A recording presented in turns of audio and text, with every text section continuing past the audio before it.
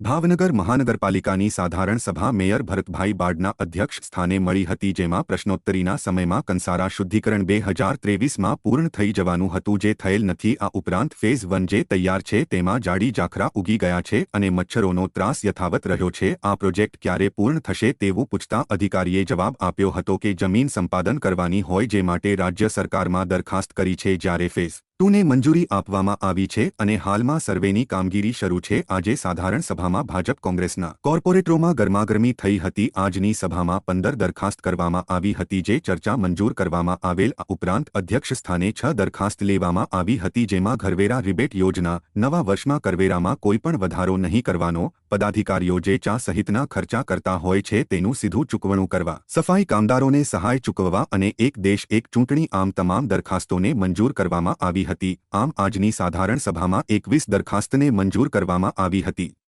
કંસારા કાંઠે જે જમીન આવતી હતી, ખાનગી જમીન, એ લોકોની પછી સંમત ક્યાંથી આપવા માટે? સંમતિ તો દર્શાવી છે ને એ લોકો, એટલે અમને આપવા વાંધો નથી। ક્યાં આપવા માટે ક્યાં વાત છે? છેવટે તો બોર્ડમાં ઠરાવ કરેલો છે આપણે આપવા માટેનો। જે તે સમયે એ લોકો સાથે ચર્ચા કરવામાં આવેલી હતી, પણ એ લોકો સંમતિ આપવામાં આવેલ નહોતી। સંમતિ નો આપે કિસાન છે આપણે ત્યાંના 6 કે 7 પ્લોટ હતા, એનું પણ સંપાદન આપણે કરવાનું રહેતું। એટલે એ લોકોને જે પ્રક્રિયા ચાલુ હતી વિભાગ દ્વારા કે અન્ય પ્લોટો બતાવતા, એ જ દરમિયાન બોર્ડની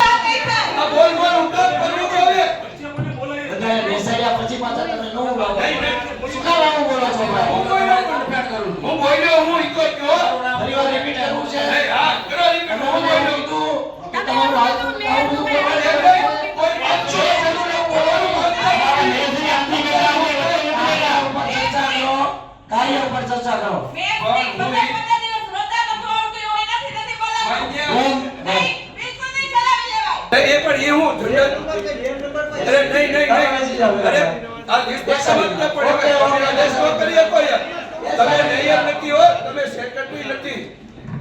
તમે યાર અમને દબડાવો તો મેયર દબડાવે, તમે મેયર દબડાવો એટલે એ અંતે ચંડલ ચર્ચા છે, પણ હું ચંડલ ચર્ચા બિલકુલ નહીં ચાલે। જયદીપભાઈ, જો તમારા પ્રશ્ન કરવો હોય તો મુદ્દા પર કરો। સભ્યતા રાખવી જોઈએ। આ જ્યારે કોમેન્ટ થાય છે, આ લોકશાહી છે। અમે તો તમારું એટલું બધું માન્ય સન્માન રાખીએ છીએ એટલે વાત કરજો, પણ તમે અધિકારીતા નહીં ગયા। લોકશાહીમાં કોઈ પણ આવી શકે છે, કોમેન્ટ કરવાની જરૂર નથી।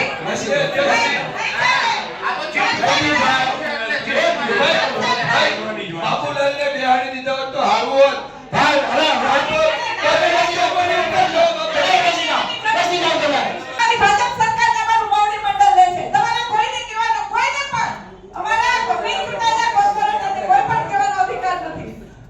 હવે 15 કાર્યો લેવામાં આવ્યા હતા। આ ઉપરાંત અધ્યક્ષ સ્થાનેથી 6 કાર્યો વધારાના લેવામાં આવ્યા હતા, જેમાં ઘરવેરાની જૂની કર પદ્ધતિ, ઘરવેરા વિભાગે બીજો મુદ્દો એવો હતો કે ઘરવેરા વિભાગે કરદાતાઓને એપ્રિલ મે માસમાં એક સાથે ચાલુ વર્ષમાં રિબેટ આપવામાં અંગેની, ત્રીજું આગામી નાણાકીય વર્ષ 2025-26 માટે મિલકત વેરા, કાર્પેટ એરિયા કર પદ્ધતિ, બેઝિક દરો યથાવત રાખવા અંગેની, જે અમે કર વધારતા નથી। ચોથું, ભાવનગર મહાનગરપાલિકાના પદાધિકારીઓ જે અહીંયા ચા, પાણી, સ્ટેશનરી, અલગ અલગ ખર્ચો કરતા હોય એનું બધું હિસાબ કિતાબ પછી ઉપર લઈ જવો પડતો હોય, એ સીધું સહાય ચૂકવવા એ પ્રક્રિયામાંથી મુક્તિ મળે એ માટેની પદ્ધતિ।